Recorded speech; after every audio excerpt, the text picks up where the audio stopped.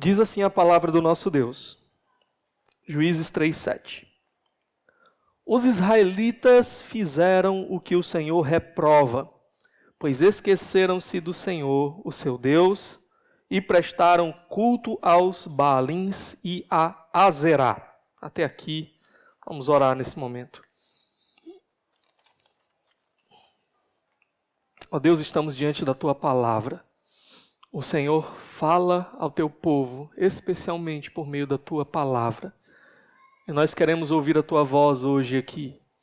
Então nos dá uma compreensão adequada para entendermos as verdades que nós vamos ouvir aqui. E nos dá um coração pronto a recebê-las e a obedecê-las, a colocá-las em prática em nossa vida. Nos abençoa, fica com o Teu povo essa manhã, nós pedimos em nome de Jesus. Amém. Amém. Irmãos, eu quero começar hoje mostrando para vocês algumas reportagens que eu vi, tá? Então eu pedi ao pessoal da mídia colocar aqui. Olha essa reportagem, no G1, né, da Globo. Conheça o cachorro dono de 500 milhões de dólares que dorme no quarto que já foi da Madonna. Uma condessa da Alemanha deixou uma fortuna para o seu cachorro. Olha só, né? Vamos ver o próximo, a próxima manchete. Agora vai ser do R7, né, da Record. Gata de estimação de Lagerfeld, aí a pronúncia, pode herdar 460 milhões. Aí a Chupette, acho que é assim que pronuncia, surgiu como uma das possíveis herdeiras do império da moda construído por ele. Por esse homem aí que era um estilista, tá? A gata, né? 460. Pode passar, ó a próxima aí, ó. Homem gasta 76 mil reais em fantasia de alta tecnologia para se parecer com um cachorro. Aí, 76 mil. Aí, olha o cachorro ali, um japonês, ó. Um clipe do homem disfarçado de Lassie, queria ficar igual a Lassie, ó. Acumulou mais de 600 mil visualizações no YouTube. 76 mil reais para ficar parecido com a Lassie. Próximo. Aquele cachorro lá era ele, fantasiado de Lassie, viu? Essa daqui é a pior de todas, ó, presta atenção. Homem gasta 100 mil reais para ficar parecido com um cantor belo. Aí já foi demais mesmo da conta. Agora, quando a gente olha todas essas matérias, irmãos, eu acho que a gente, primeiramente, pensa assim, o mundo tá doente, né? Tem algum problema, o mundo está quebrado. E é verdade mesmo. Mas tem outra coisa que eu olho para essas matérias e eu penso. 500 milhões de dólares para um cachorro. 460 milhões de dólares para uma gata. O outro gasta 76 mil numa fantasia de cachorro. O outro gasta 100 mil reais para ficar parecido com o belo. Vocês não pensam assim comigo, não? Quanto desperdício. É muito desperdício. Agora, por que eu estou falando tudo isso? Porque às vezes eu olho e eu penso que a gente faz às vezes um pouco parecido, sabe? Deus, Ele coloca à nossa disposição toda a riqueza da sua graça. E o que a gente faz com essa riqueza? A gente desperdiça, a gente deixa de lado, a gente gasta com o que não deveria, a gente joga fora a graça preciosa de Deus que está à nossa disposição. O que nós vamos ver hoje aqui no livro de Juízes são 3 ocasiões em que a graça de Deus ela é concedida, assim, irmãos, na medida exata que aquele povo precisava. E o que esse povo faz com essa graça? É o que nós vamos ver aqui hoje, tá? Então, a primeira ocasião, Deus ele vai dar um ótimo líder para o seu povo, que é Otoniel ou Otiniel, depende da sua versão bíblica aí. Olha comigo de novo no verso 7 do capítulo 3. Os israelitas fizeram o que o Senhor reprova, pois esqueceram-se do Senhor, o seu Deus, e prestaram culto aos Baalins e a Azerá. Aqui nós temos um marcador. Essa frase ela vai aparecer outras vezes, sempre que se inicia agora um novo declínio na vida de Israel. Declínio espiritual, moral, por aí vai. Ele coloca, e eles fizeram novamente o que é mal aos olhos do Senhor. Mas aqui, talvez seria mais interessante a gente traduzir assim, e eles continuaram fazendo o que era mal aos olhos do Senhor. Porque não houve uma mudança real no que a gente já tinha visto nas introduções, no capítulo 1, capítulo 2, Israel lá se afastando de Deus, se voltando para outros deuses, perdendo sua fé. Aqui eles continuaram exatamente nesse caminho aqui, de fazer o que é mal. A gente terminou o capítulo 2, na semana passada, vendo que Deus agora, ele deixaria aquelas nações, Israel não teria força para tirar, como deveriam ter feito, aquelas nações do seu meio, e aquilo seria um teste. Israel seria testado, seria provado por Deus, para que Israel pudesse confiar no Senhor e permanecer fiel no Senhor, voltar para o Senhor. Só que aqui o que eles fazem? Eles continuam fazendo o que é mal diante do Senhor. Eles estão tirando zero, até agora, nessa prova, nesse teste que Deus está colocando diante deles. E o que era esse mal que eles estavam fazendo diante do Senhor? Aqui a gente leu que eles começaram a adorar, a servir os Baalins, que eram diferentes tipos de Baal que havia ali naquela região, e Azerá, que era também uma deusa. Seria melhor até botar no plural, só que eu não sei qual é o plural de Azerá, Azerás, mas eram tipos de Azerá que tinham também naquela região. Mas antes disso, antes de falar deles servirem a esses outros deuses, o texto diz o quê? Pois esqueceram-se do Senhor. Antes disso, eles se esquecem do Senhor. E esse é o principal problema que vai levar aos outros problemas. E aqui, irmãos, esquecer, não é que eles tiveram um problema de memória. Não é que de repente ele estava assim, quem é o Senhor?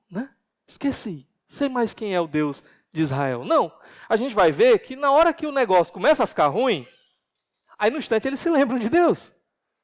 Eles sabem quem é Deus, eles não esqueceram quem é o Senhor na sua memória, não perderam a memória.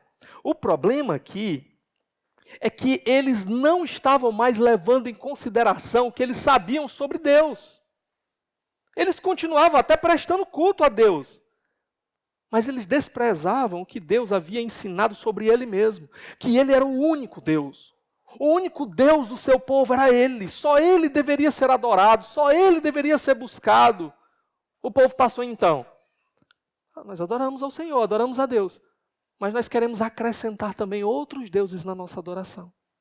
É assim que eles começaram a se esquecer de Deus, se afastar de Deus. Esse afastamento, essa queda, ela não é abrupta. Não é que a pessoa estava andando com o Senhor firme num dia e no outro estava na lama, longe de Deus. Não. A pessoa ela começa a ir acrescentando coisinhas na sua vida.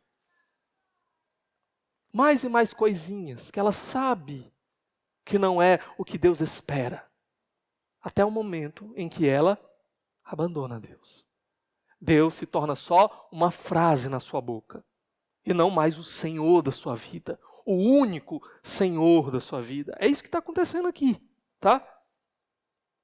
É mais ou menos como a gente faz às vezes, A gente passa o dia inteiro fazendo as coisas do nosso jeito. A nossa vontade. Não paramos para consultar a Deus. Será que Deus se agrada disso? Qual é a vontade de Deus? Não apresentamos diante dele. Deus, se for da tua vontade, então me abençoa. Não, a gente faz do nosso jeito. É do jeito que a gente quer. Aí no final, quando dá errado, aí a gente diz o quê? Ai meu Deus. Ai meu Deus. A gente vive como ateu, como se Deus não existisse. Aí na hora que dá errado, a gente se lembra de Deus. Pronto, Israel aqui. É que nem um jovem, na época que eu estudava na escola, tinha um jovem lá que se dizia ateu. Aí uma vez o pessoal estava rindo e eu não sabia o que era. Aí eles foram contar, não, é porque o fulano de tal, ele estava indo para casa, aí ele foi atravessar a rua, não prestou atenção, o carro freou mesmo em cima dele. Ele, ai meu Deus! era ateu, mas na hora do desespero, ai meu Deus, né? Pronto. A gente, muitas vezes, tá? Então, outra coisa interessante, o texto diz que eles começaram a servir a esses outros deuses, né? Serviam os Baalins, Azerá. Eles colocavam, aqui está dizendo onde é que eles colocavam realmente a confiança deles. Não era mais no único Deus verdadeiro, mas nesses outros deuses também. E como isso se parece com muito da nossa geração?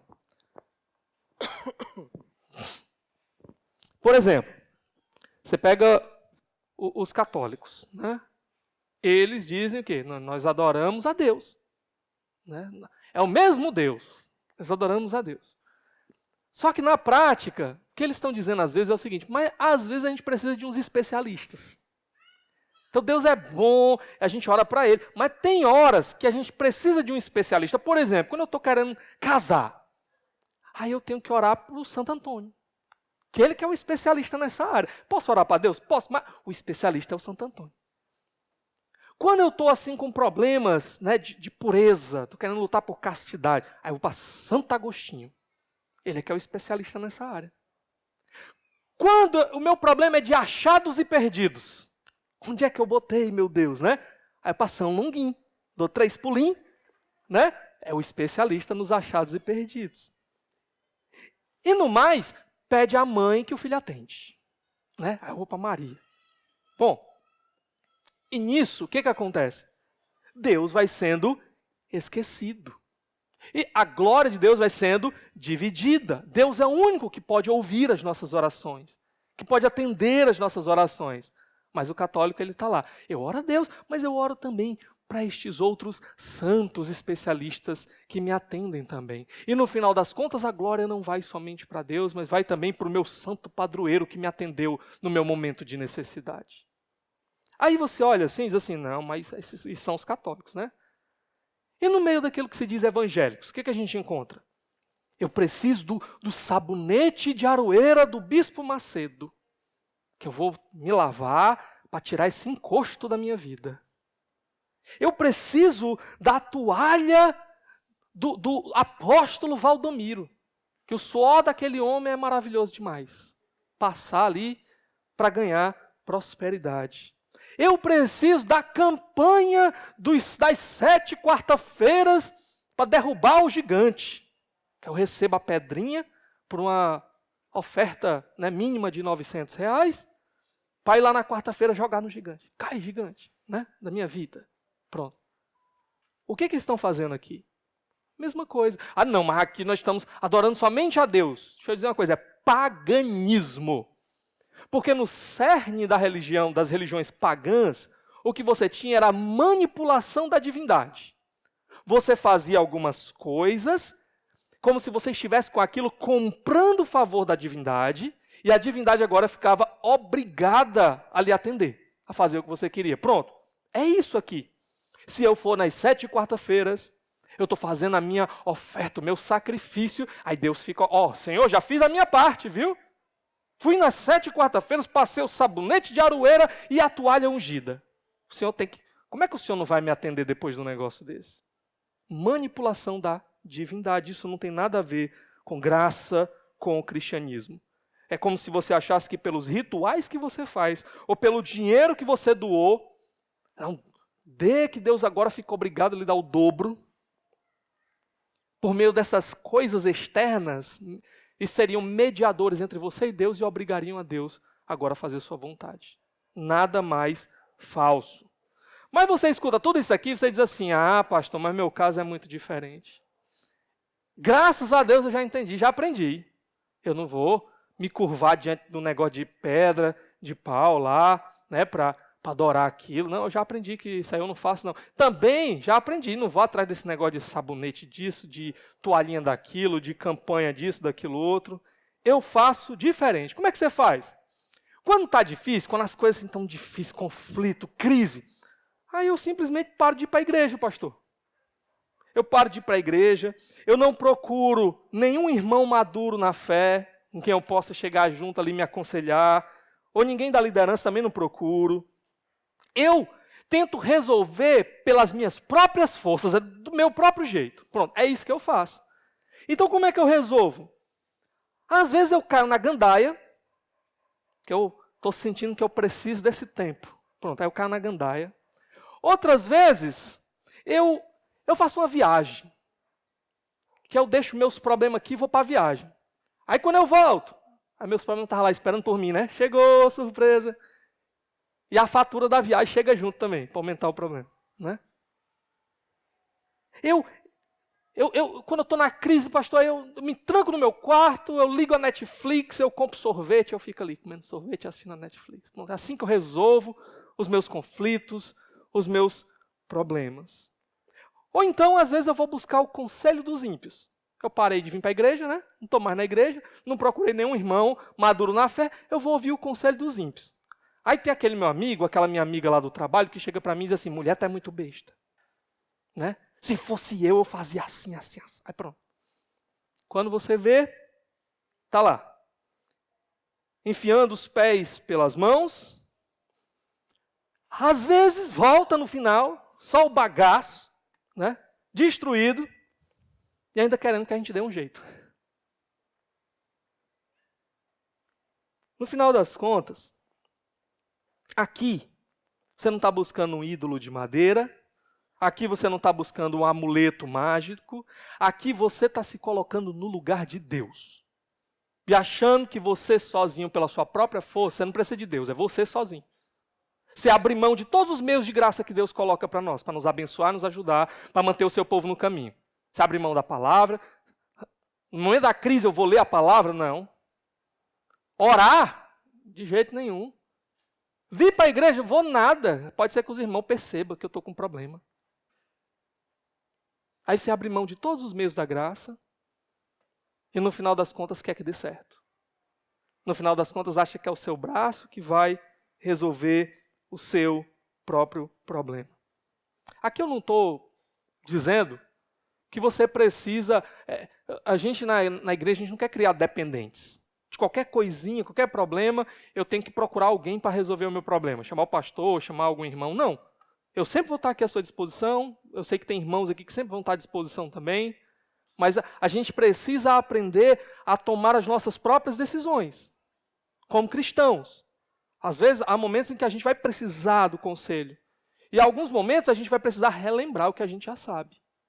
E a gente começar a dar os nossos próprios passos e vencer os nossos próprios pecados pela força de Deus, pelo direcionamento de Deus. A gente tem que aprender a ouvir Deus e ver qual é o jeito de Deus e tomar decisões cristocêntricas. Pega essa palavrinha, tá? Cristo no centro. Você está com seus problemas, suas crises, suas dificuldades? Você corre para Cristo e pergunta, Senhor, o que a minha vida tem a ver contigo? O que o Senhor quer que eu faça nesse tempo de crise? O que o Senhor já me ensinou, que eu preciso lembrar de como lidar com isso de uma maneira que o Senhor se agrade? Como é que o Senhor vai se agradar de mim nessa circunstância, nessa situação? É isso que a gente precisa aprender, correr para Jesus. Correr para o Jesus. Mas o que a gente faz? Igual Israel, muitas vezes, a gente corre para os ídolos. A gente corre para outras coisas que não é Deus, achando que nelas nós vamos encontrar o que precisamos. Ou a gente corre para nós mesmos, achando que a gente sozinho dá conta. Nós somos deuses. A gente resolve as nossas próprias crises. Então o povo de Israel voltou para os falsos deuses, serviu os falsos deuses, e aí no verso 8 o que a gente tem? A retribuição. Acendeu-se a ira do Senhor de tal forma contra Israel, que ele os entregou nas mãos de Cuxã-Risataim, rei da Mesopotâmia, por quem os israelitas foram subjugados durante 8 anos. Essa palavrinha aqui, subjugados, literalmente é a quem eles serviram durante 8 anos. Olha aqui o detalhe interessante, tá? Eles decidiram servir os outros deuses e Deus os entregou para que eles servissem agora um rei estrangeiro. Retribuição proporcional. Quer dizer que vocês não querem servir a mim, somente a mim. Pronto, então sirvam os deuses de vocês e deixem eles tomarem conta de vocês agora para ver o que vai acontecer com vocês. Aí vem a opressão, um rei inimigo E eles agora, servindo aqueles deuses, não conseguem se livrar desse rei inimigo, tem que servir também a esse rei inimigo que vai explorá-los, que vai oprimi-los nesse momento. Irmãos, somente Deus, Deus verdadeiro, somente Ele está interessado em nos libertar das nossas mazelas, nos libertar da nossa sujeira, nos libertar do nosso pecado, para viver uma vida diferente, uma vida que agrada a Ele. Só o nosso Deus está interessado nisso. Os falsos deuses, eles estão interessados em escravizar. É isso que eles fazem. É isso que eles estão fazendo aqui com Israel. Os falsos deuses, o que eles têm para oferecer é como a água do mar para alguém que está sedento. Você está morrendo de sede, você está desejando água, pronto. Os falsos deuses chegam e dizem assim, está aqui a água, é água do mar. É água, mas não sacia a sede. É miragem, é falso. É isso que eles oferecem para a gente. Vai dar mais sede, nunca satisfaz. Os deuses da nossa cultura são o quê? Onde é que você coloca sua confiança e acha que vai encontrar alegria, felicidade, paz, prosperidade? É o dinheiro, é diante dele que você se prostra. Pronto. O dinheiro, ele vai exigir de você o quê? Que você busque cada vez mais, por mais, e por mais, e por mais, e você nunca está satisfeito. Quando você atinge determinada medida, aí você já alcançou, você já colocou a sua vida dentro daquele padrão, se encheu de dívida até aquele teto, agora você precisa de mais para continuar mantendo. E fica desesperado, que as contas vão chegar. Porque você precisa de mais, demais. Eu vi uma vez um pastor pregando, falando que tinha conhecido um homem, que levou ele numa casa que era uma mansão, uma piscina que ele disse que nunca tinha visto na vida aquele modelo de piscina lá. E o cara olhou para ele, empresário, e disse assim, você sabe quantas vezes eu tomei banho nessa piscina? Ele disse, não. Ele disse, nunca. Porque eu tenho que trabalhar mais e mais para manter essa piscina aí. Eu não tenho tempo para usufruir dessa piscina. Vai escravizar você. Sexo vai escravizar você. Escravizar e cada vez mais um negócio como se você precisasse de uma dose cada vez maior. É por isso que tem gente que entra pelo caminho da pornografia, por exemplo, quando vai ver, tá vendo coisa que jamais imaginou que seria capaz de ver. Porque aquela pornografia que for a porta de entrada, para ela já não satisfaz mais, precisa de uma dose mais forte. E vai se tornando escravo. E relacionamento mais nenhum dá certo. Por quê? Porque entra no relacionamento com a pessoa, aí fica comparando a pessoa com aquilo que é fake, que é falso, que a pornografia oferece. O real nunca vai chegar na medida do falso. Mas você vai comprando aquelas mentiras e achando que vai funcionar. E aí você não tem alegria mais nenhuma na sua vida. Nada dá mais certo. Por quê? Porque as pessoas são pessoas reais, não são pessoas fakes. E aí, daqui a pouco você já está abusado, você precisa de outro. Por quê? Porque esses falsos deuses, eles nunca satisfazem. Nunca satisfazem. Drogas. É legal, bacana, quando eu uso, eu fico o cara no meio dos meus amigos, eu me enturmo e tal, pronto. Aí ela vai te arrastando cada vez mais para o fundo do poço. Quando você vai ver, você está destruído, morando na rua, ou está destruindo as pessoas ao seu redor. Estão loucas, desesperadas, porque não conseguem te ajudar. É isso que os falsos deuses, eles fazem.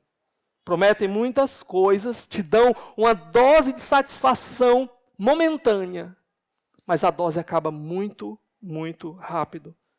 E quando você percebe, só sobra o vazio, porque nunca preenche, nunca satisfaz.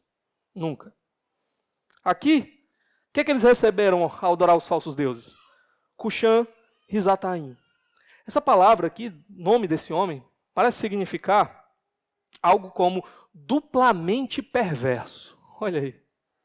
Agora eles tinham uma pessoa sobre eles que era duplamente malvada, duas vezes ruim, né? Liderando esses homens. Esse Cuxã-Risataim parece ser uma espécie de andarilho. Deixa eu botar aqui um mapa aqui para vocês, pedir para o pessoal da mídia também trazer um mapa. Hoje eu estou tecnológico, né?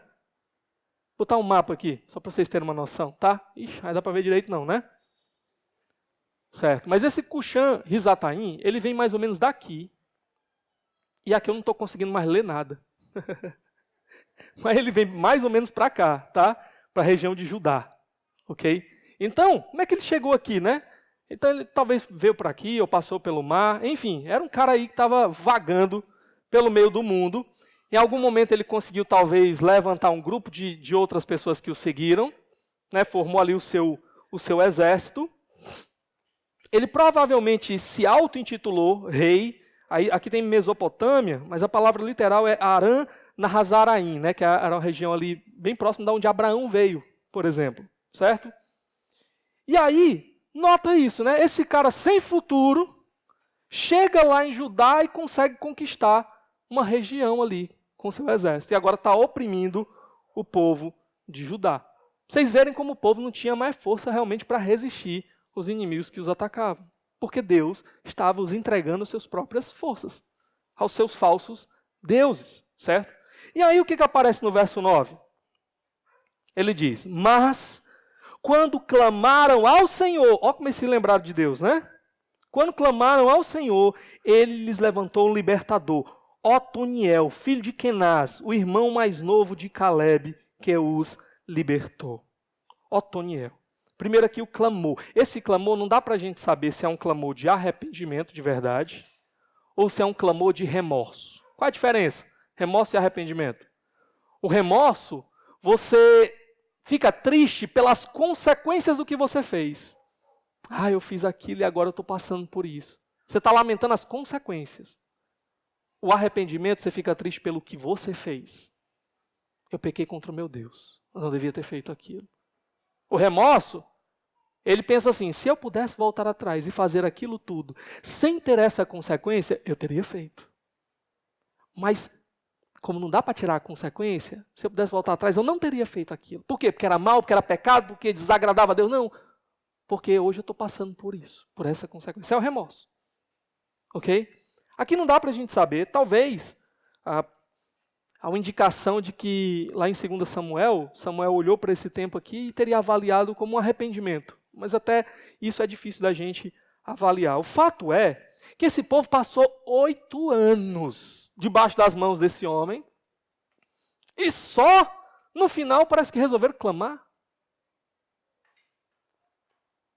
Como a gente está cego pelo pecado, Deus nunca é realmente a nossa primeira opção, né? Por isso que às vezes Deus deixa a gente permanecer por algum tempo.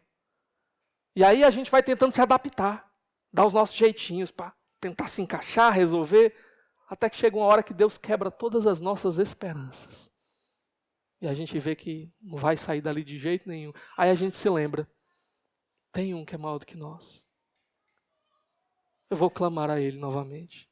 Pronto, é o que o povo está fazendo aqui. E esse é um ciclo que a gente vai ver ao longo do livro de Juízes. O povo peca, aí vem a consequência, o povo clama. Aí Deus, no seu coração misericordioso, né? O coração de Deus se quebranta. Ele olha para aquele povo ruim e diz, eu vou ajudar vocês de novo. Aí Deus ajuda o povo. Aí o povo tem paz e começa a fazer tudo de novo. Esse é o ciclo do livro de Juízes. Pecado, graça. Pecado, graça. Pecado, graça. É por isso que eu dei esse nome para essa série, né? Mas voltando aqui, a resposta de Deus, ele dá esse juiz, Otoniel, que é parente aqui de Calebe, né? Ele já apareceu no capítulo 1, verso 13, aquele que casou com Aquisa, que foi lá e tomou posse da cidade, né? Um homem da tribo de Judá. As características dele, um homem corajoso, um homem de fé, ele confia em Deus, Deus prometeu dessa terra, vamos para cima, Deus vai cumprir a sua parte. Um homem que queria se estabelecer na terra, um homem que sabia, Deus quer que a gente se case com o povo de Deus. Buscou uma mulher dentro do povo de Deus, da tribo de Judá, diferente do resto dos israelitas, a gente viu no capítulo 3, verso 6, que eles começaram a se casar com as mulheres estrangeiras, que Deus tinha proibido. Esse homem não. Ele é fiel ao Senhor. E ele se apresenta para servir ao povo de Deus numa hora de necessidade. Ele está pronto para se sacrificar. Ele se colocar em risco mesmo, porque o seu povo está precisando. O povo de Deus está precisando, ele está lá para servir. Esse aqui é Otoniel. Alguém que crê no Senhor e vive de acordo com a sua fé. é Otoniel aqui. Um excelente líder que Deus dá para o seu povo. Sua fé não é morta. Eu creio em Deus, mas... Não. Porque eu creio em Deus, eu vou buscar fazer as coisas do jeito de Deus. Agradar a Deus. Otoniel aqui. E o segredo de Otoniel é o quê? Olha o verso 10. O Espírito do Senhor veio sobre ele, de modo que ele liderou Israel e foi à guerra. O Senhor entregou Cuxã-Risataim, rei da Mesopotâmia, nas mãos de Otoniel, que prevaleceu contra ele. O segredo dele era o seu Deus. Deus deu o Espírito para ele. Deus foi quem o capacitou para vencer. E Deus também foi quem entregou os inimigos, quem enfraqueceu o inimigo e entregou nas mãos dele. O segredo de Otoniel é o seu Deus. Esse é sempre o segredo do seu povo. Deus. Deus. Não é a nossa capacidade, a nossa força, a nossa inteligência. Não é que Otoniel era um excelente guerreiro incomparável. Era o seu Deus. Ele confiava no seu Deus, capacitado pelo Espírito de Deus. O resultado desse homem que coloca sua fé em Deus e vai cumprir a missão de Deus. Está aí o verso 11. E a terra teve paz durante 40 anos, até a morte de Otoniel, filho de Kenaz. O povo teve paz durante um grande período de tempo aqui, 40 anos, pode ser um número literal, mas pode ser também apenas uma figura para um grande período de tempo. A graça de Deus se manifesta. Ele dá um grande líder para o seu povo. E parece aqui que quando nós temos uma liderança fiel, que está aqui pronta para obedecer ao Senhor e levar o povo na direção do Senhor, o povo aqui começa a andar pelo caminho certo. Pelo caminho certo. Esse é um princípio importante para nós, irmãos. De liderança também. Tudo que as nossas casas mais precisam é de uma liderança fiel. Homens e mulheres que estão buscando aplicar a vontade e os princípios de Deus dentro do seu lar. Tudo que a igreja mais precisa, liderança fiel. Homens e mulheres que vão se levantar para fazer a vontade do Senhor e buscar a vontade do Senhor para conduzir o seu povo pelo caminho certo. Resultado aqui, paz para o seu povo. A graça se manifestou. Resultado, paz, libertação, salvação para esse povo. O que é que eles vão fazer com essa graça? Verso 12. Mais uma vez os israelitas fizeram o que o Senhor reprova. E por isso o Senhor deu a Eglon, rei de Moabe, poder sobre Israel. Mais uma vez, a graça dada ela é desperdiçada. Aquilo que eu falei lá no começo da mensagem. Graça desperdiçada. A riqueza da graça é dada, mas o povo desperdiça essa graça. Agora, entra de novo no ciclo. Pecado. O marcador aparece de novo. E continuaram a fazer o que era mal diante do Senhor. Começaram a esquecer de Deus mais uma vez. Mais uma vez. Bota o mapa para mim de novo. Aqui surge uma nova região. A gente estava em Judá, agora a região de Benjamim, tá? Fica mais ou menos por aqui assim. Por aqui assim. Não, por aqui. Jericó é aqui, certo? E eles vão tomar exatamente Jericó.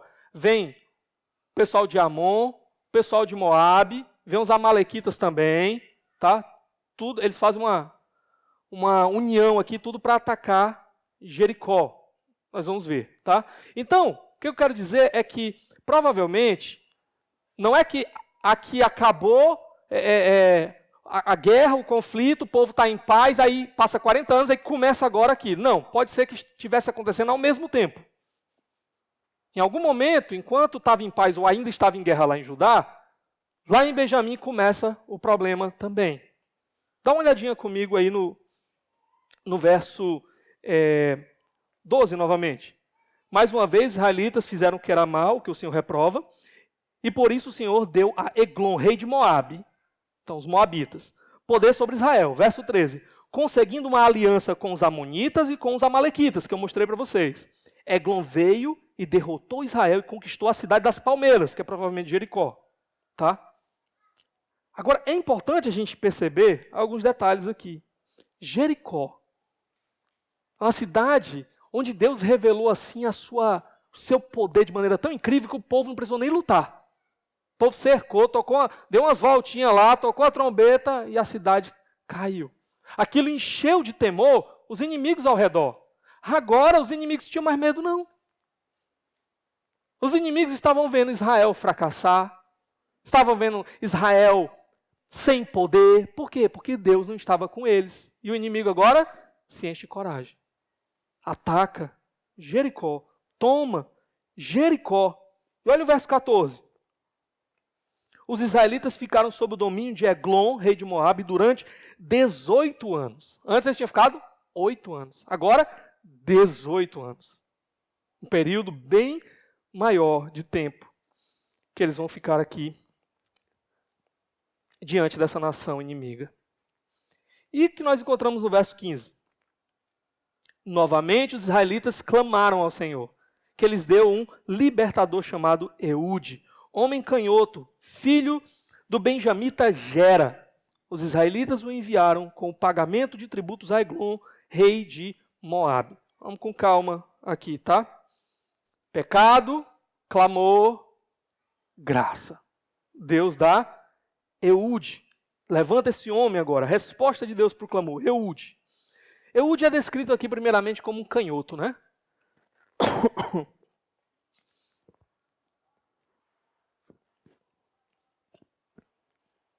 Algumas pessoas acham que essa descrição como um canhoto é uma descrição negativa. Por quê? Primeiro que na Bíblia a gente sempre encontra a figura da mão direita, né? A destra, como a mão de poder, mão da força e tal. Segundo, porque a expressão canhoto, literalmente seria alguém que tem a mão direita amarrada, certo? Então alguns até acham que aqui ele teria algum tipo de deficiência na sua mão direita, alguém que não aparentava ser poderoso, ser forte, para nada, né? Então alguns acham que essa é a ideia aqui sobre Eude.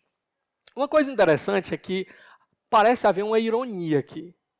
Porque Eude é benjamita, é da tribo de Benjamim. E Benjamim, o que ele representava, né? Que Jacó disse lá para Benjamim: filho da minha mão direita. Então, o filho da minha mão direita é um canhoto. Né? Aqui, parece que o cara nasceu na família errada. Só que aqui, eu não acho que Eude, a referência a ser canhoto era algo negativo. Eu acredito ao contrário, que aqui era uma referência a algo positivo. Ser canhoto era sinônimo de que ele era um guerreiro poderoso. Por que eu estou dizendo isso?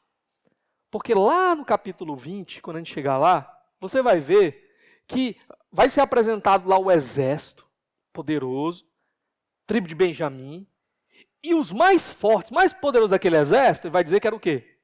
Eram 700 canhotos, que botavam a pedra na funda, girava aqui, ó, e não errava um cabelo. Os cabelos eram bons, não era não? Então, dentro do próprio livro, a figura do canhoto, ela tem esse sentido positivo, de alguém que é forte, que é poderoso. Esse aqui era o Eude, tá certo? E, uma coisa interessante também, ele vai representar Israel, entregando a sua tribo ali de Benjamim, entregando tributos diante de Eglon. E isso é algo importante. Nesse momento, ele estava ali como uma espécie de funcionário público, estava ali como uma espécie de coletor de impostos, que está pagando os tributos para o rei inimigo, certo? Agora, olha comigo no verso 18. Em seguida, Eude mandou embora os carregadores. Nota, era tanto tributo que tinha que ter um grupo de homens ali, os carregadores, para levar aquilo. Uma pessoa sozinha não conseguia levar. Então, o povo de Israel, 18 anos, sofrendo com uma carga tributária enorme, né, impostos pesadíssimos. Eude está lá como esse representante dos coletores de impostos, né, dos entregadores dos impostos. Bom, vamos voltar agora para o verso 16, que as coisas começam a ficar mais interessantes. Olha aí. Eude havia feito uma espada de 2 gumes, de 45 centímetros de comprimento, e a tinha amarrado na coxa direita, debaixo da roupa. Aqui é algo que só Deus e Eude sabia, né? Que agora a gente sabe também. Os seus inimigos não sabiam de nada disso. Eude estava ali indo, como ele sempre tinha feito durante algum tempo, entregar aqueles impostos, mas ele tinha um plano diferente. Ele tinha uma ideia diferente. Fez essa espada que não era tão grande, uns 45 centímetros, botou aqui na sua perna direita, que ele era canhoto, né? Escondida aqui, algo que parece que não chamaria tanta atenção, certo? Aí, o texto continua. Verso 17. Ele entregou o tributo a Eglon, rei de Moabe, homem muito gordo. Ele fez tudo de acordo com o que estava previsto, certo? E a descrição aqui de Eglon como um homem muito gordo, ela pode ser tanto uma tradução de um homem bem alimentado, isso aqui reforçaria a ideia de alguém forte, né? Ou realmente pode ser aqui uma descrição de alguém muito gordo mesmo, certo? E aí, Eglon ele pode surgir tanto como um símbolo de força, que vai reforçar a coragem de Eude. Eude acaba sozinho lá, diante daquele homem gordão, e ele ainda vai ter coragem, né? No meio, dentro do inimigo, ali da zona do inimigo. Ou pode ser também uma ironia, porque o significado do nome Eglon seria algo do tipo semelhante a um bezerro. Pô, você quer botar o apelido em alguém, né? Bota de Eglon. Semelhante a um bezerro. Isso significa 2 coisas, tá? Se for uma ironia, pode ser que Eglon, ele desde criança era alguém forte, né? E eles conquistaram aqui a cidade. Então, provavelmente, em algum momento, Eglon era um guerreiro poderoso. Bichãozão, né? Fortão. Guerreiro poderoso. Só que agora, 18 anos depois, vivendo às custas de Israel com esses tributos grandiosos, ele começou a relaxar na vida. O que acontece? Começou a engordar. E agora, ele não era mais aquele bezerro forte e poderoso. Ele agora era um boi pronto para o abate. A espada estava ali na mão de Eude e o boi já estava pronto para o abate. Certo?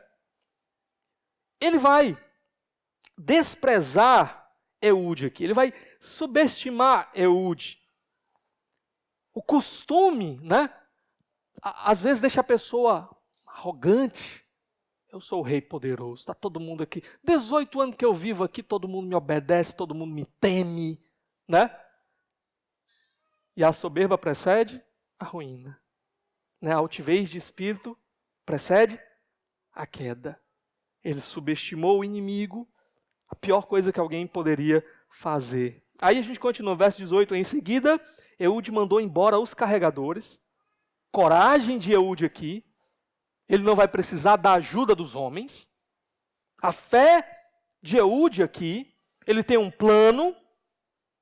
Ele está pronto para colocar esse plano em prática. Pronto para aproveitar a oportunidade, se o Senhor der. Ele está pronto. A sua confiança está em Deus. É algo muito arriscado. Ele está sozinho, cercado pelos inimigos.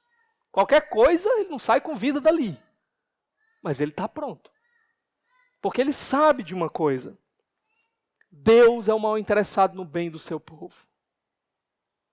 E se eu me arriscar pela obra do Senhor, pelo bem do povo de Deus, eu sei que Deus vai estar do meu lado.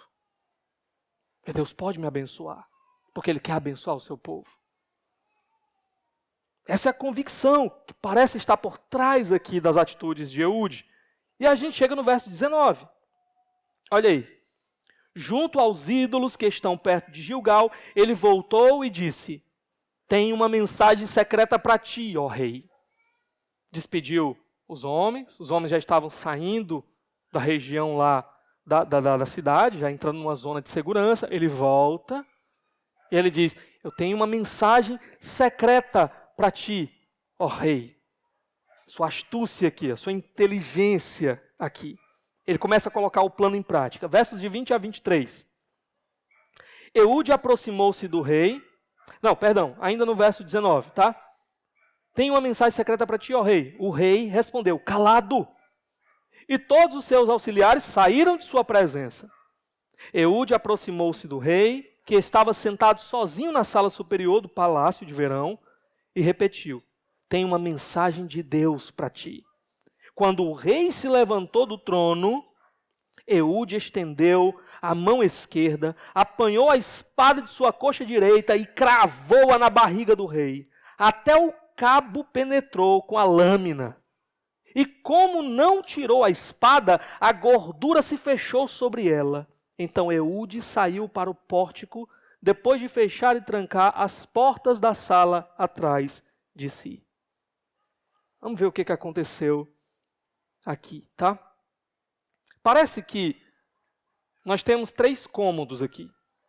Ele entra, a sala de audiência, tem uma sala privativa do rei e tem uma outra região externa, fora. Quando ele entra, ele diz assim, eu tenho uma mensagem secreta para ti, ó rei. O rei diz, calado! E os seus servos saem para a sala externa, para a região externa. E o rei, ele vai para sua sala privativa. Eude, então, vai lá na sala privativa do rei, chega perto do rei e diz, eu tenho uma mensagem de Deus para vocês. Qual é a mensagem? Ele, olha a faca. Né? Aí, tá! Né? 45 centímetros, homem gordo mesmo, né? Enfiou a faca lá, trá! Até o cabo. Gordura se fechou sobre, né? Caiu sobre ali o cabo da faca. Quando fala aqui que ele fechou as portas, parece que há uma tradução possível também de que as fezes se derramaram ali, seu intestino, né? E aí o que ele fez? Ele tranca a sala privativa do rei, passa pelo salão de conferência ali do rei, vai para a região lá que está como os pórticos, né? Onde estavam os servos do rei esperando lá, e passa como se nada tivesse acontecido, né? Tudo certo, galera, né? Estou indo embora. Maior tranquilidade do mundo. Coragem, né? Aí o que acontece depois disso tudo?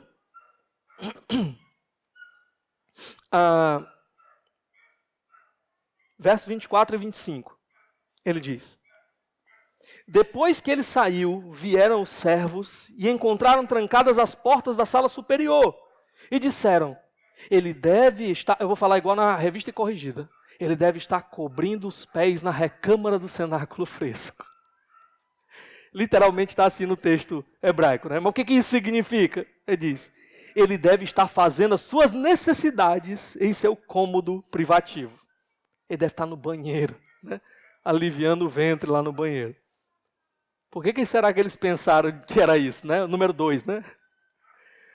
Talvez porque fosse um hábito, né? Ele entrou lá e tal, talvez também por causa vou falar bem cearense mesmo, né? Da caatinga, das fezes, né? Das entranhas dele que caíram ali. Então eles chegaram na porta, vamos ver o que chegaram na porta. Rapaz, o que é isso aí que está acontecendo? Silêncio, né? O homem deve estar, é o número 2, vamos esperar um pedacinho aqui. E tudo isso, irmãos, é como se fosse uma espécie de sátira mesmo, né? De Israel zombando dos seus inimigos moabitas aqui, contando essa história de Eude. Ele mostra a inteligência de Eude, a coragem de Eude agindo em favor do seu povo e a burrice, a ignorância, a tolice aqui dos moabitas. Mas ressalta ainda mais um ponto, como é que esse povo dominou Israel? É porque Israel realmente estava longe do seu Deus, que era a fonte, a força do seu poder. Então, o que a gente vê aqui? Também um ponto importante, tá? Planejamento não exclui fé. Antes de ele ir lá com a sua fé em ação, ele primeiro planejou, né, com cuidado. Olhou tudo direitinho e ele colocou então a sua fé. Se for a vontade do Senhor, Ele vai me abençoar nesse projeto. Por que eu estou dizendo isso? Porque às vezes a gente acha que só precisa da fé. Eu vou servir a Deus. Pronto, eu só preciso da fé. Deus me chamou. Agora eu vou começar a pregar a palavra do Senhor. Tenha calma. Você acha que Deus está lhe chamando para pregar a sua palavra? Então vá se capacitar para isso. Vá se planejar para isso. Vá aprender para isso. Uma coisa não exclui a outra. Coisa não exclui a outra. Deus vai me abençoar, vai abrir uma porta de emprego para mim, nunca vai faltar nada. Amém. Mas você quer a bênção do Senhor? Planeje também. No que você pretende trabalhar? Se capacite, se esforce. Porque assim Deus vai colocar muito mais portas diante de você. A fé não exclui o planejamento. Aqui nos versos de 24 a 25, nós temos um atraso muito abençoado, né? Nós vimos o 24, eles achavam que ele estava lá na recâmara do cenáculo fresco. Verso 25, cansaram-se de esperar, e como ele não abria a porta da sala, pegaram a chave e a abriram. E lá estava o seu senhor, caído no chão, morto. Então, teve uma hora que esse rapaz está demorando demais, isso aí, já dava para ter feito umas 3 vezes esse número 2. Mal sabia eles, né? Que aqui ainda não tinha inventado o celular. No dia de Eglon tivesse já o celular e ele ia demorar mais para abrir a porta, né? Então aqui, o que acontece? Isso tudo estava nos planos de Deus. Eles se atrasaram ali, esperando tudo, imaginando aquelas coisas e tal, para que desse tempo exatamente para que Eglon pudesse fugir e retornar, Eude, pudesse retornar até o povo de Israel. Olha os versos 26 a 30. Enquanto esperavam, Eude escapou. Olha Eude escapando. Passou pelos ídolos, de novo, né, aquela região ali fronteira, e fugiu para Seirá. Quando chegou, tocou a trombeta nos montes de Efraim, e os israelitas desceram dos montes com ele à sua frente. 28. Sigam-me. Até o 30. Sigam-me, ordenou, pois o Senhor entregou Moabe, o inimigo de vocês, em suas mãos. Eles o seguiram, tomaram posse do lugar de passagem do Jordão, que levava a Moabe, e não deixaram ninguém atravessar o rio. Naquela ocasião, mataram cerca de 10.000 moabitas, todos eles fortes e vigorosos. Nenhum só homem escapou. Naquele dia, Moabe foi subjugado por Israel, e a terra teve paz durante 80 anos. 80 anos. Tinha sido 40 anos de paz, agora o dobro de paz, né? 80 anos. Mas os detalhes importantes aqui. Primeiro, quando ele chega, ele assegura a vitória para os israelitas. O Senhor entregou os inimigos de vocês nas nossas mãos. Vamos para lá, né? Então aqui ele aponta qual é a fonte do poder deles, da força deles para eles conquistarem tudo. Deus. O Senhor entregou. Vamos agora tomar posse daquilo que o Senhor já nos entregou. Mostra sua fé aqui. Tem um momento que ele não deixa o povo atravessar o rio. A gente tinha botado ali no mapa ali, tinha um rio, tá? Se eles atravessassem, eles chegariam de novo para a terra de Moabe. Então eles não deixam eles atravessarem, muito provavelmente para que eles não consigam reforço e voltem ainda mais poderosos. Então eles matam os inimigos do povo de Deus naquele momento.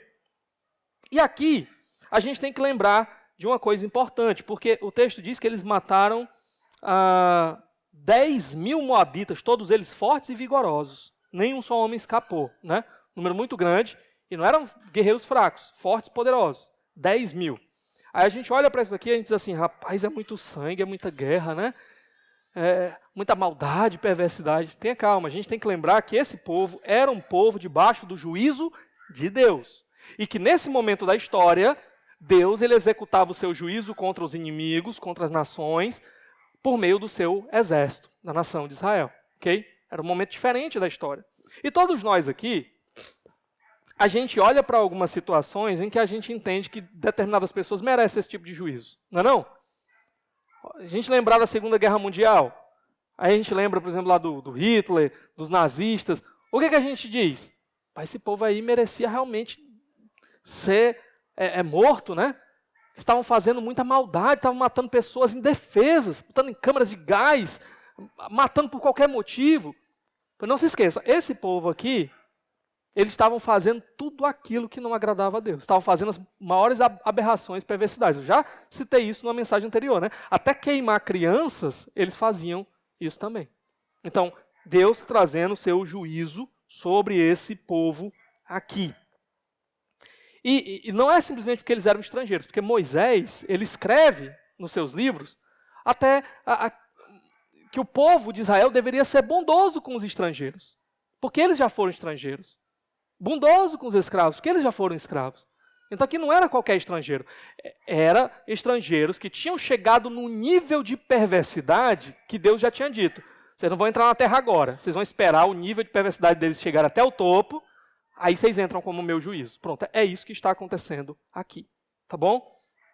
E aí, o resultado de tudo isso, Deus dá o dobro de paz. Graça, mais uma vez, entregue ao povo. O que esse povo vai fazer com a graça de Deus? A gente chega no terceiro momento final, verso 31. Olha aí. Depois de Eude veio Sangar, filho de Anate, que matou 600 filisteus com uma aguilhada de bois. Ele também libertou Israel. Tinha acabado de libertar Israel. Por que Israel estava precisando de libertação aqui? Porque Israel continuava fazendo o que era mal diante do Senhor. O Senhor não estava abençoando o seu povo. Aqui Sangar, naquele mapa, ele já fica na região lá de cima. Então nota que era em todo o território de Israel. Esses conflitos estavam acontecendo, porque todo Israel estava se voltando para longe de Deus. Detalhe importante aqui no verso 31, tá? O autor gastou esse tanto de texto aqui para falar, primeiramente, né, do Otoniel. Depois gastou esse tanto de texto aqui para falar do Eude. Aí agora ele escreve um versículo sobre o Sangar, né? Eu fosse Sangar e disse assim, Senhor, o que foi que aconteceu comigo aqui, né? A minha história, o senhor escreveu tão pequenininha aqui.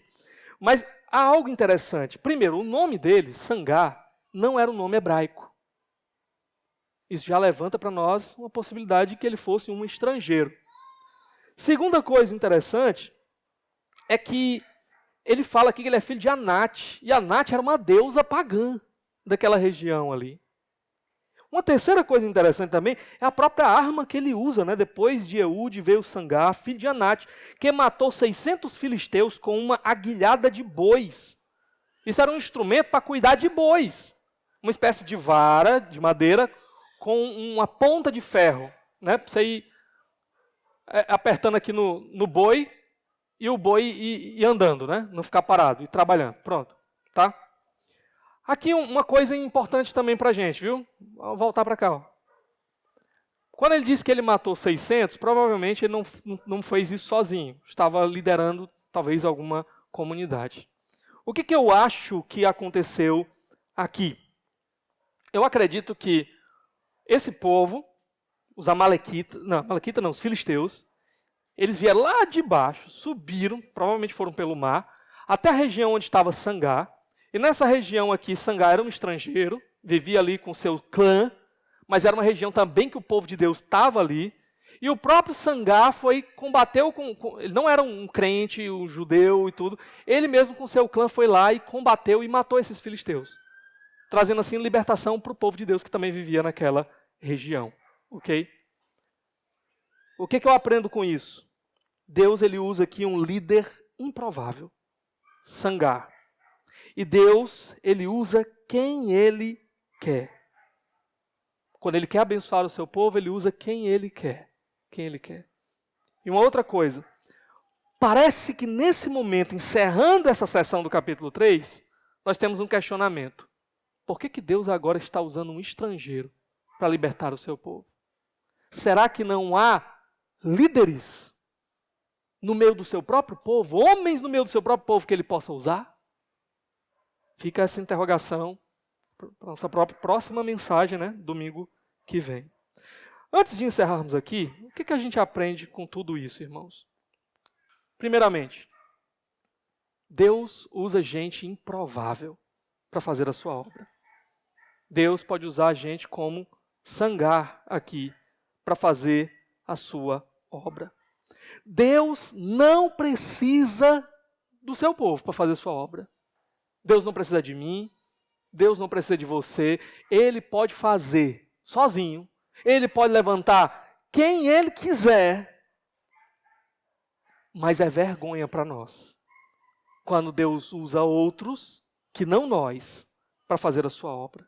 Nós somos o seu povo. Somos nós que temos que ser usados. Isso fica muito claro ao longo de toda a história do povo de Deus. Quando o povo volta para a terra, que vai reconstruir os muros, o que acontece? Aparecem os estrangeiros lá. Nós vamos trabalhar junto com vocês. Neemias diz, não.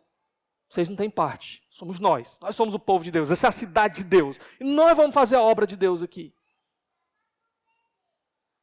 Deus espera usar, Ele tem prazer em usar, Ele quer usar o seu povo.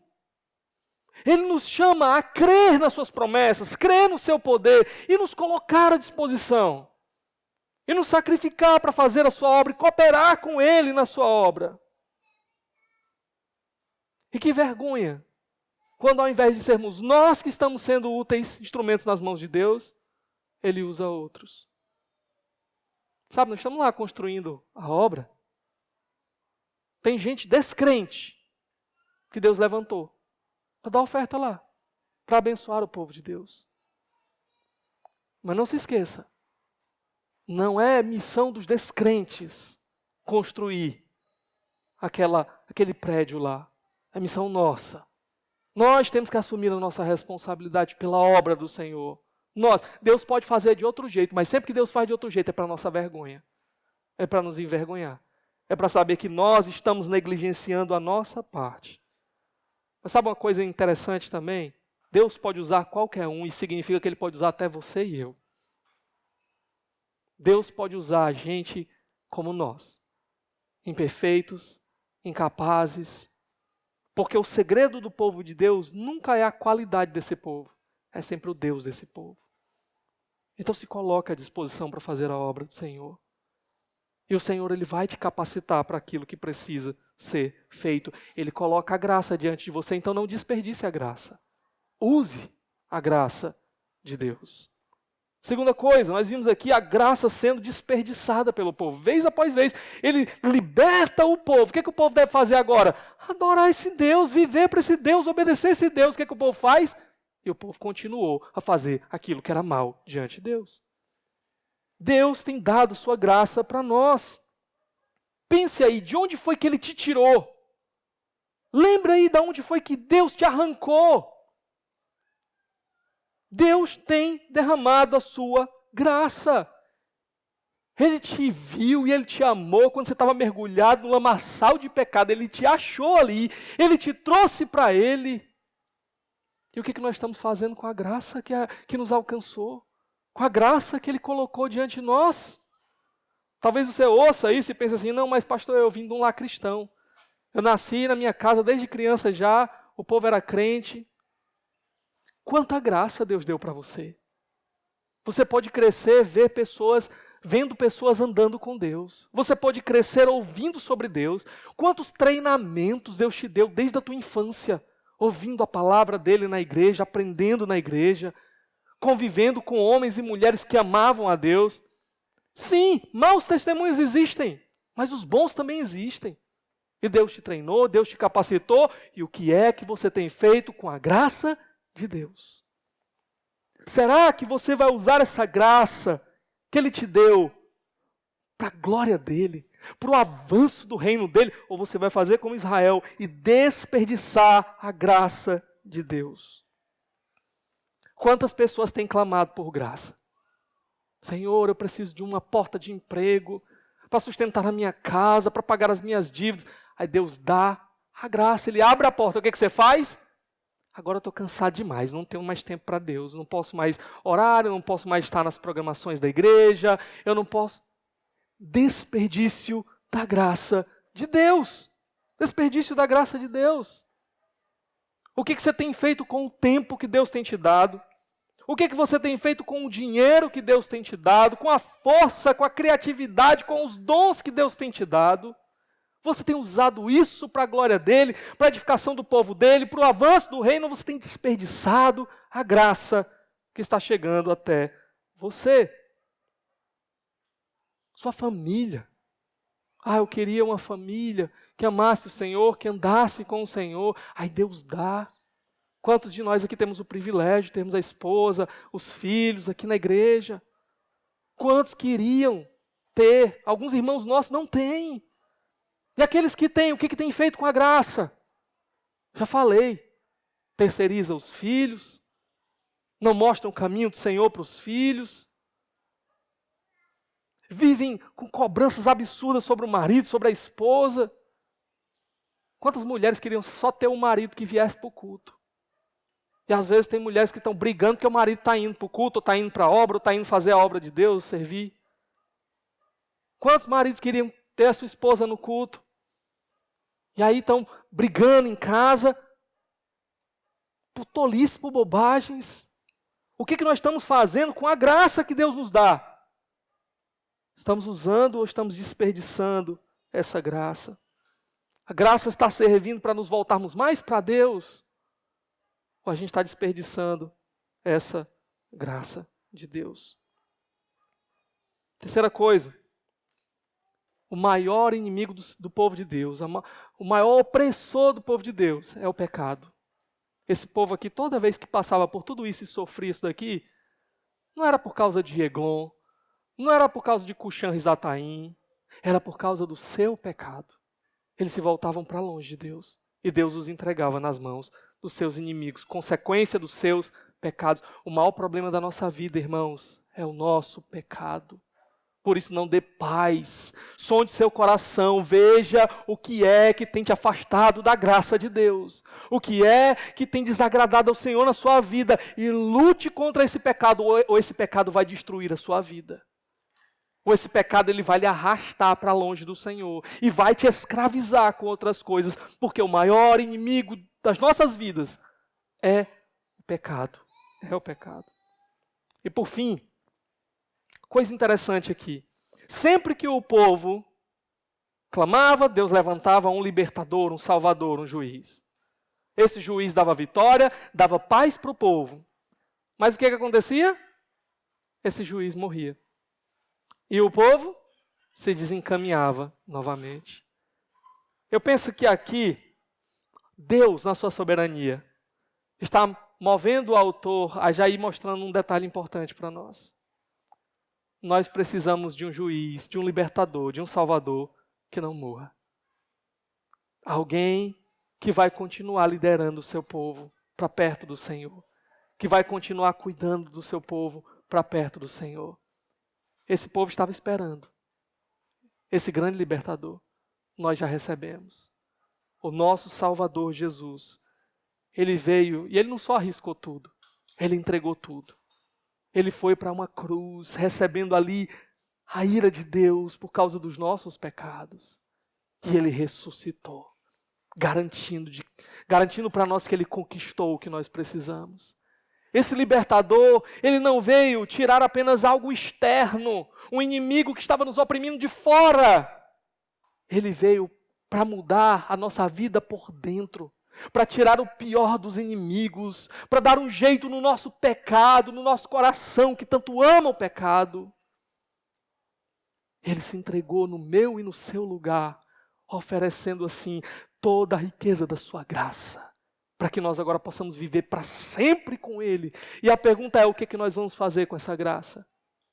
Nós vamos abraçar essa graça, nós vamos viver por essa graça, viver para Ele. Senhor, o Senhor entregou tudo por mim, pois toma a minha vida. Eu entrego a minha vida para Ti. Ou será que nós vamos desperdiçar essa graça? Que o Senhor possa abençoar a sua vida.